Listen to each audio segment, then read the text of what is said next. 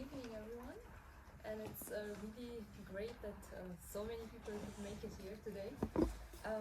Thank you for being here. This is our first discussion in our lecture series that is organized by the Student Collective as a response to the ongoing crisis in Palestine and Israel. And I'm honored to introduce you to our Student Collective here in FU before we delve into the complexities of German guilt and remembrance politics that form the realities surrounding the ongoing violence in Palestine and Israel and the consequences that activists are facing here in Germany at the moment.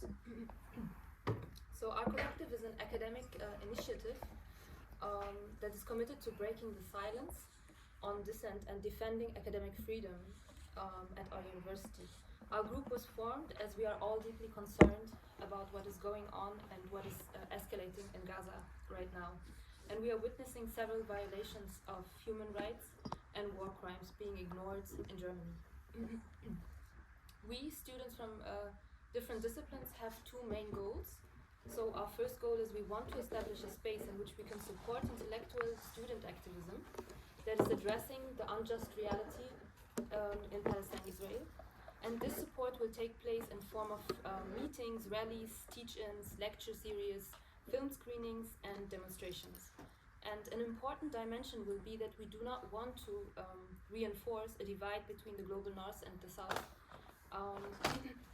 Therefore, the underlying approach of our activities involves critiquing Eurocentric knowledge production and exploring alternative perspectives from the global south.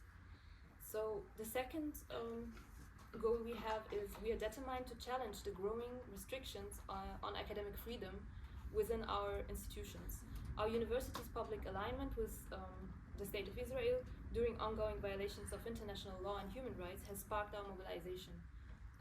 Universities are supposed to be a place of vigorous intellectual engagement and with global political affairs, and a place for academic freedom, and a space for activism for social justice.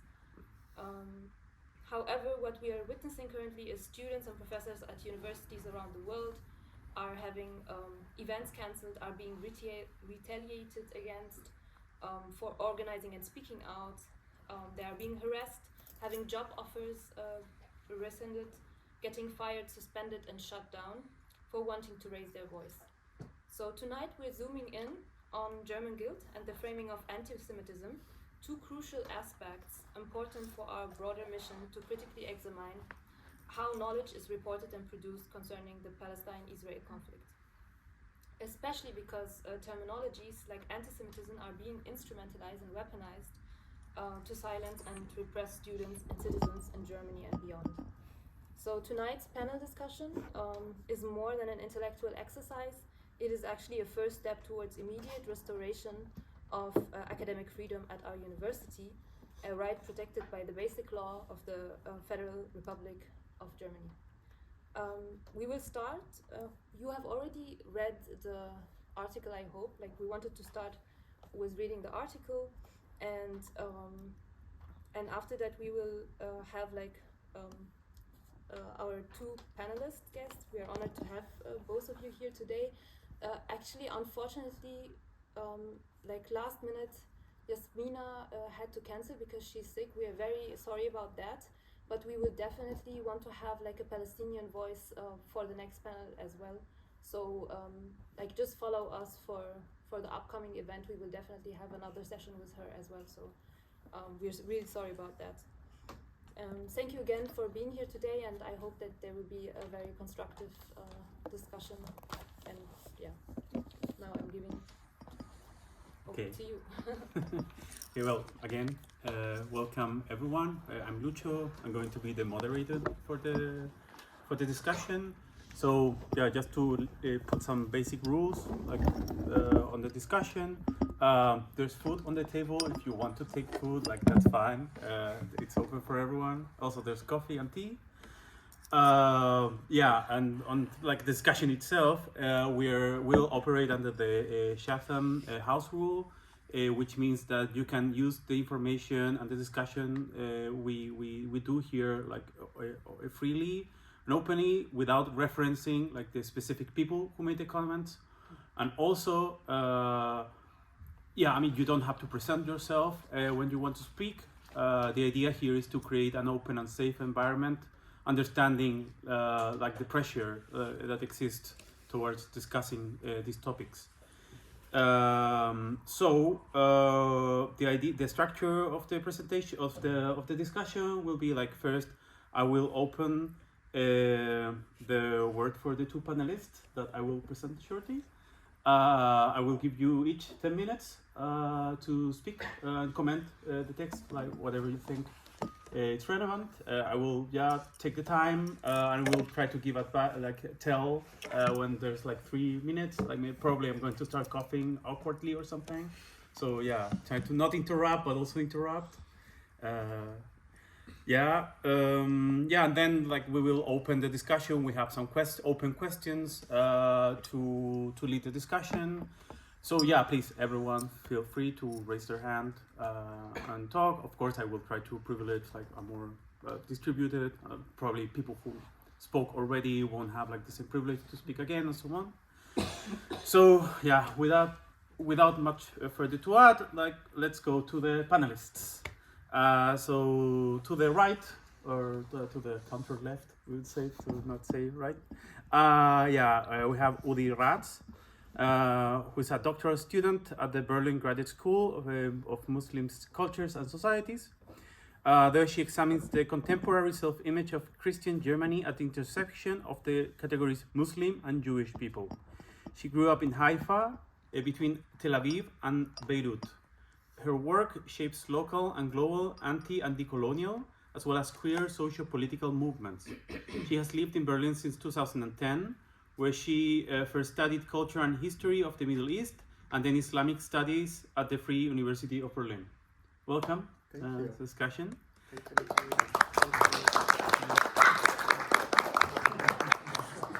And then to the left, we have, to the other left, we have Georg Ismael, who is a PhD. Oh, Georg? No, Georg. Okay, sorry. Georg. Please correct me if I say it wrong.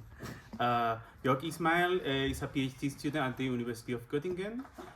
So without much further ado, who would like to go first? I could go first, if you don't mind. Yeah? All right. Please. Well, thank you so much, Lucio. Thank you so much for being here, all of you. It's really a pleasure to be in a space where we can all discuss openly about how we perceive reality as such. And I think, maybe it makes more sense to just tell you a bit about myself. I'm from a city called Haifa. Lucio described it before as a city that is located between Tel Aviv and Beirut. Some people refer to this area as Israel, some other people refer to this area as Palestine. Haifa is also known as a city where Palestinians and Jews live among each other. So from young age, it was clear to me that the name of the city where I'm coming from has more than one name. Right? Some people refer to it in different terms. And when we talk about this, when we keep in mind that this geographical area has more than one name, and the wish of Germany to protect only one of those names, then we realize that there is a sense of imbalance. And I want to invite you maybe to just take a look, if you have your phones with you, type on your phone, search for the term IHRA, and then definition, and then you will see quite up. Wait, my phone is very slow. There is basically the website of the IHRA, which is a short for International Holocaust Remembrance Alliance. Do you have it? Mm-hmm. Yeah. So I will wait just another moment to see if I can open it myself, or maybe you can show me. Yes, thank you. Okay, have it. Thank you very much. So there is one entry that is from the Antisemitismusbeauftragter, but go to the one that is Arbeitsdefinition von Antisemitismus from the website of the International Holocaust Remembrance Alliance. When you open it, you will see the definition. Basically, it's within this square. Do you have it in English or in German? In English? So let me change it to English, and we're going to read it together. Okay. So the plenary of the IHRA adopted the following definition in 2016. Anti-Semitism is a certain perception of Jews which may be expressed as hatred towards Jews. Rhetorical and physical manifestations of anti-Semitism are directed toward Jewish or non-Jewish individuals and or their property, toward Jewish community, institutions, and religious facilities. Does it make sense? To me also no. But therefore they attached also examples to help us to understand what this could mean, right? So let's scroll down. You will see listed 11 examples in total. Let's go to the one that is almost in the middle, begins with denying the Jewish. Do you have it? Denying the Jewish citizens, sorry, it's not this one. Denying the Jewish people their right to self-determination, for example, by claiming that the existence of the state of Israel is a racist endeavor. So if we say that Israel is a racist endeavor, we are already anti-Semites, right? And this is exactly the logic that operates here in the case of Germany. Thank you so much. In the case of Germany, to be able to explain themselves why we are all basically anti-Semites, because we not only call this place with more than one name, but we insist that also if you want to name it Israel, we must accept that Israel cannot exist anymore as a racist endeavor, right? And I think this is a very basic humanist approach towards the reality that we are witnessing at the moment. There is no other choice but to insist on democracy, on human rights, on international law. People can still call this place Israel as they wish, if they wish. People can still call this area Palestine, but what matters is how people live together in this area. And what Germany is protecting at the moment is only the racist policy that defines the living realities of people living now in the region. And we see also in relation to German guilt, we can say, it's not really about protecting Jews, right? Because we witness at the moment also that people like me, I grew up in Jewish tradition. According to Jewish halakha, I am Jewish. I grew up in Zionist context. So people like me also, when we speak up in the sense that does not align with the idea that Israel must operate as a racist endeavor, we are classified as anti-Semites. So it's not really about protecting Jews as such. It's protecting only Jews who are willing to align with the understanding that Israel must operate as a racist project. But what about when we look back to Germany? What about, for example, the fact that about racial profiling by the police, for example, we're witnessing it a lot lately, right? Keep in mind that more than half of the population of Israel, of the Jewish population of Israel, are themselves Arab. Right? They migrated to Palestine, Israel, from places like Iraq, Egypt, Morocco, the entire Middle East, basically. So when Arab Jews appear in public space here in Berlin, let's say without wearing the kippah, how do they pass? Do they pass as those people who Germany is willing to protect, or do they pass as those who Germany understands per se as anti-Semites or potential anti-Semites until proven otherwise? Right? So this is really the reality that, or one of the aspects that show us that what Germany is willing to protect is not Jews as such. It's willing to protect Jews who could claim about themselves they have been integrated into the idea of Europe, of the West, of Germany, which is, as we see by the virtue of what is it Germany that is wishing to protect, we see that this is racism, basically. So racist Jews are included within the idea of Germany, while anti-racist, decolonial, anti-colonial Jews are perceived as danger not only for Germany as a nation, but also to Jewishness in general. Does it make sense what I'm saying? I think from my side it's this is more or less what is important for me to communicate at the moment. So, if I would give you the word, Georg.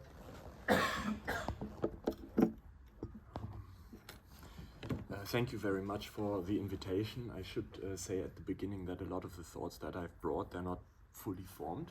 Some of these are things that I'm currently thinking about myself, but I want to share them with you. But briefly, something on myself and my positionality here. So for the longest time, by now of my life, I considered myself an internationalist and a communist, and also, I would say, a radical humanist, and was quite lucky to be raised by an extremely empathetic mother who, whom I want to thank as well. But what's special about tonight for me is that this is the first time that I'm invited to speak somewhere as a German. And I think this is noteworthy because it says a lot about the positionality of Germans, right? A lot of people who are here in the room might have experienced, not just for the first time, but quite a few times, that they were invited by the ethnicity or religion, and this thought also popped in my head once again when I was watching Markus Lanz in the middle of last week, where an accomplished journalist, I don't agree with everything she says, but she is a columnist and journalist for the FAZ, was announced as a believing Muslim. Yeah, and I think this says a lot already about the way how German discourse works, and does not just remember, but also reminds us every day of who we are, or who we are, but without saying so. I wanted to talk a little bit specifically on the question of empathy, because that was discussed a lot, I think, on the streets in the last few weeks, and the question of selective empathy and all-embracing empathy. I want to argue for an all-embracing empathy, which I think is an important connector to the so-called Historikerstreit number 2, which is happening in Germany for a couple of years now. But I also want to say that there is a big limitation on this, and due to time restraints I will not go into detail, but maybe we can discuss a couple of things later. And that is that we live in a class society. We live in a society divided by nation states, governed by the logics of thousands of years of exploitative divisions of labor, and that have formed multitudes of oppressive isms, from sexism, racism, anti-Semitism, and so on and so forth. So these are the material laws that govern all the attempts of achieving all embracing empathy, really, and therefore also set specific limits. And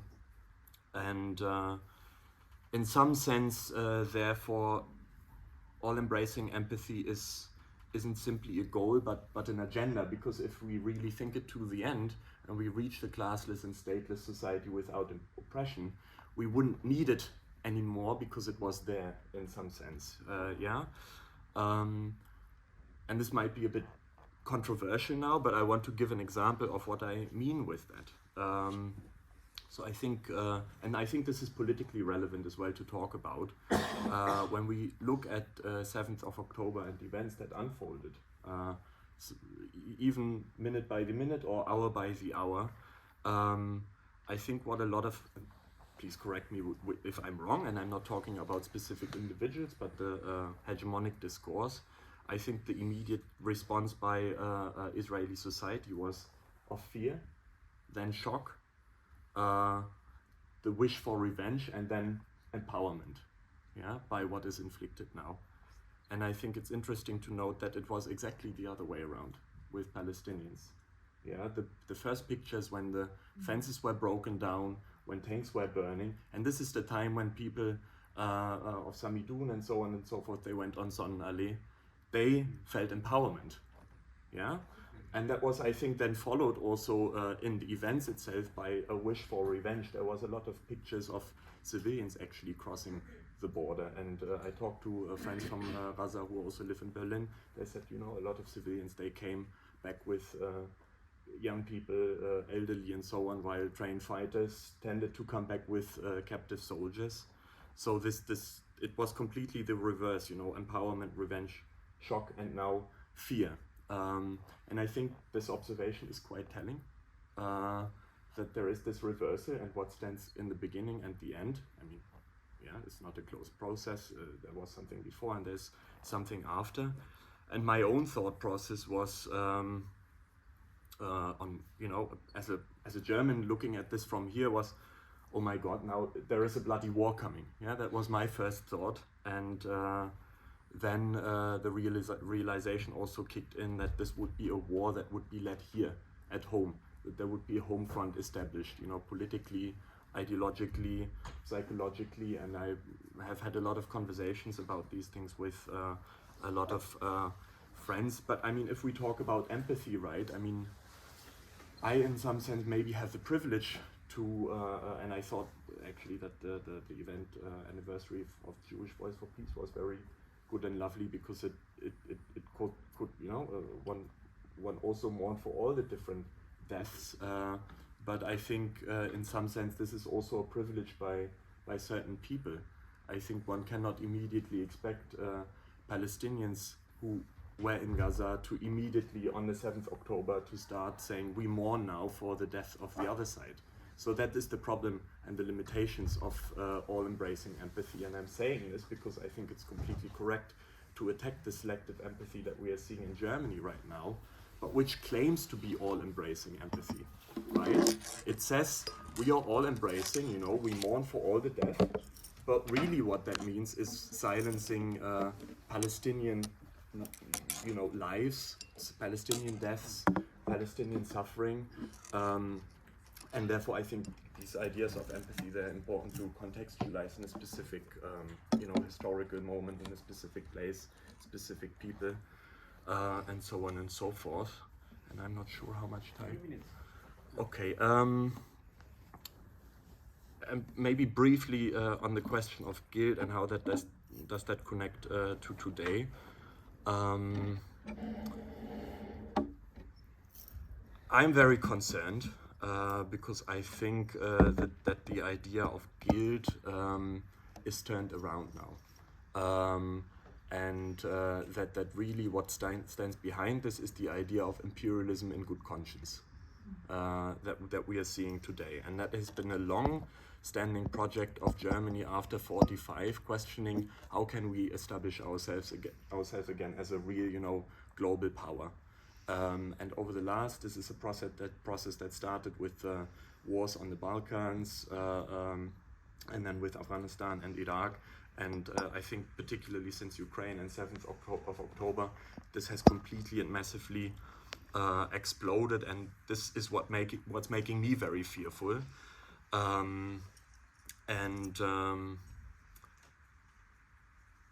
And it's also making me fearful because I do think that there is a lot of contradictions that we are seeing inside Germany, German society. I mean, I grew up in the 1990s in Eastern Germany. I saw the mob on the streets running with my own eyes. That's my first political memory, running through the streets, smashing things, the fascist mob. Yeah, I remember growing up hearing anti-Semitic jokes. It was completely normalized. I also remember having a Roma girl in my class who disappeared very quickly after, who was mobbed in school. And I mean, maybe I'll end with this very briefly and shortly. I think there is a very, very big problem in the way how we remember. I think there is a good thing that there is the idea of remembering the Shoah in Germany, but I think we also have to ask what's all not remembered. Most people in Germany have no idea about the key, you know, the key ideology of anti-Slavic racism that was very prominent in Germany and was responsible for 25 million people killed in Eastern Europe, which also mixed with the killing of Jewish people in Ukraine and Poland particularly. There is complete obliviousness for the Roma and Sintis killed in Germany up to this day, and this mixes now very nicely with a complete ignorance for the suffering of people who are now part of German society, who have their own histories of genocide, of killings, of trauma, very often inflicted with the complicity of German imperialism in one way or the other, through diplomatic support, military support, economic support, or simply being, you know, a very crucial metropolis of global capitalism, which fuels all these things. And this is very, very scary. And we should be, I think this is really a historical juncture where we are right now. And it's extremely important to discuss about it. I think, you know, to some extent we have to give a shit on discourse and go beyond it and say the things that we need to say.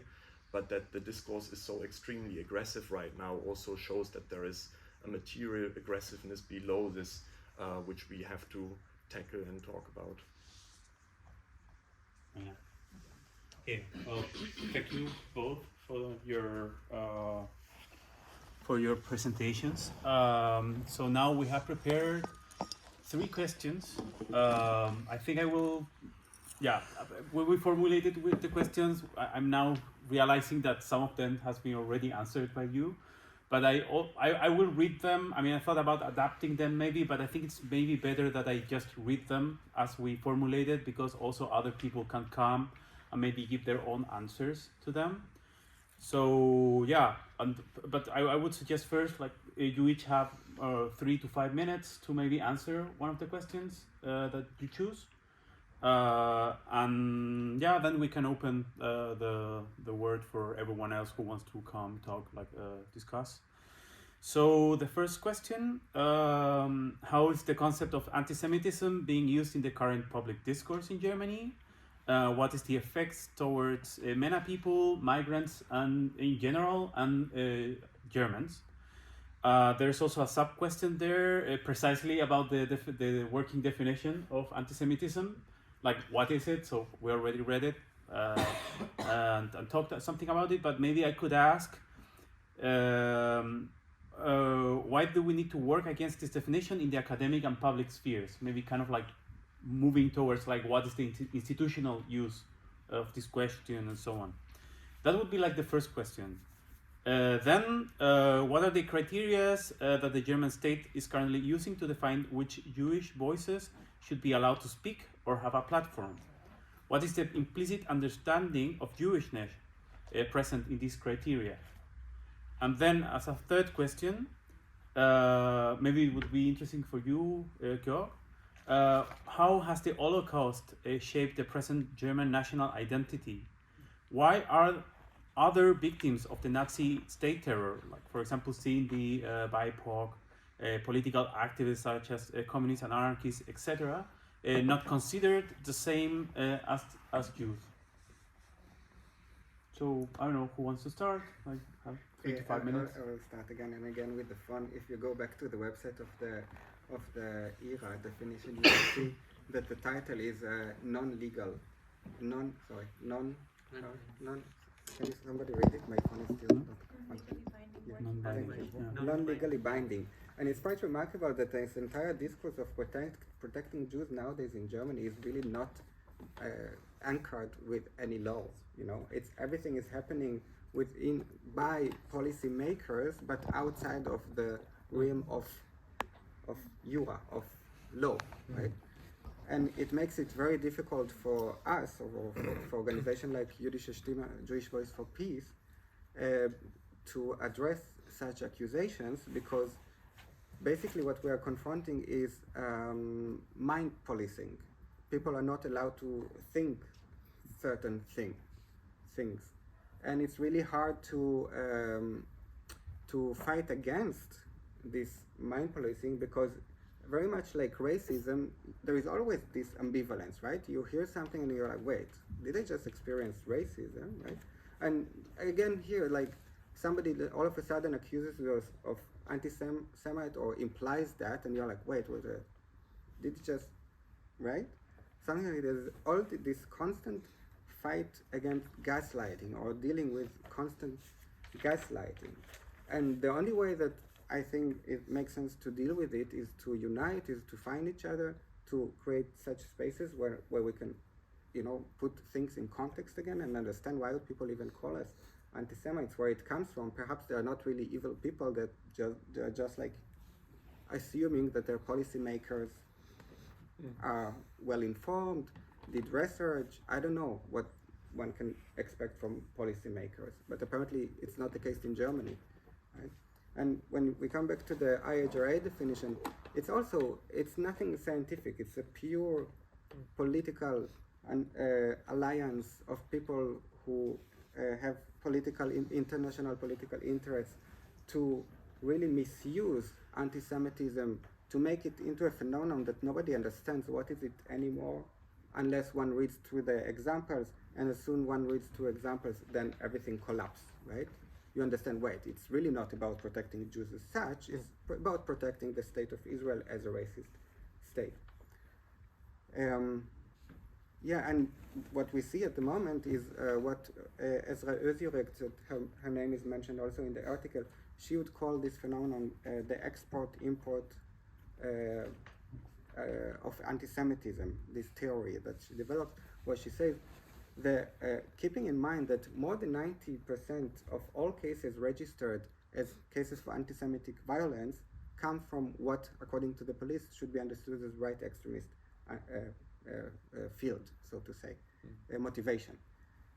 So we are left with these 10% that are also like divided into tiny sections, and we are left with a really few percent of anti-Semitism that comes from, I think they name it Islamist or religiously motivated anti-Semitism. This is like what we are dealing with. This is the accusation that we are hearing from German policymakers against Arabs in general, against Muslims in general, against migrants from the Middle East, that they are actually the problem. This is the main carrier of anti-Semitism nowadays in today's Germany, and this is exactly the reason why they should better stay home instead of demonstrate when they see their brothers and sisters being slaughtered in Gaza, right?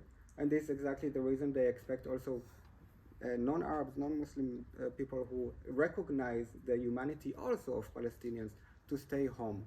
And and it's such a heartbreaking reality that we're dealing with. Luckily, there is still law that policymakers still have to obey to, and this is the only reasons why, despite their attempts to destroy democracy, we are still allowed to be on the street. We're still allowed, it still feels like kind of a miracle, the fact that we are gathering here today in a democratic country in the university, and feel like this is this is such a precious room that we have created. So this is exactly what we need to do. We need to remind ourselves that it's Germany is not us, but it's ours. This university is not us, but it's ours. Berlin is not us, but it's ours. Okay? We need to fight for what is ours. We cannot just get along with the possibility that we should remain quiet against atrocities that we witness around us. And it's true not only in the case of Palestine and Israel. Sorry, I will finish. In the case of Palestine and Israel, the problem is not that Israel is a racist state. The problem is both Israel and Germany are racist states, and this is exactly where the problem interlinks. Thank you. Okay. If I may try to answer one or two other different aspects. One is, I think, if we talk about the idea of the anti-Semitism, we have to be very careful, because there is all kinds of different forms of anti-Semitism or anti-Jewish chauvinism, for example. And I'll give you 3 examples, right? If I stand next to a person that says the Jews are at fault, if I stand in Germany next to a German person, if I stand on a demonstration with a Palestinian from Gaza, it is very different. On Palestinians' demonstrations, when it has happened, the usual response would be, which would be true all of the times, look next to me, there is a Jewish comrade who is here on the streets, and we are protesting against the Israeli state and the Zionist project. 80-90% of the people will go into themselves, think about this, and there is a possibility of immediate fraternization. With Germans, in my experience, especially in the current climate, will be to say, so that Jewish person is also an anti-Semite then, which should really make us think. And there is, of course, other forms as absentee anti-Semitism, which plays an ideological role, if you want. So you have to garner up their own internal regime and be actually a justification for genocide and oppression towards all kinds of other ethnicities inside the country. And we have to be very careful and wary, because if we want to change, you know, material reality and all these oppressive mechanisms, we also have to understand the differentiation in terms of ideology and how it is used. And I think that this discussion currently isn't possible. Shows us again where how big the problem is. The second thing is, I want to speak about most of these ideas for today I've developed with a comrade of mine and Jewish comrade from the UK. The Jewish comrade said he was recently in Romania, which has had a history of collaboration with the Nazi regime during the war. And he said he went there and he had all kinds of very, you know, he went there and talked to people and listened to their own stories and own sufferings and so on and so forth. And in that sense, the starting point was one of divergence, but the preparedness to actually listen to the different ideas and sides and experiences opened up the possibility of a positive merger, of a positive synthesis. Yeah, and I think exactly that is also currently not possible in German discourse, which is very scary, particularly if we think about the way how this affects, you know, the developing really of communal hatred. The first weeks when everything was banned, yeah, it wasn't visible who was all going to the streets together for Palestine. Yeah, what did that mean? It meant it gave more truth to the reactionary slander in the media, also towards the people who were reading the press and some of them who were protesting. Yeah, this is very dangerous. And the last thing on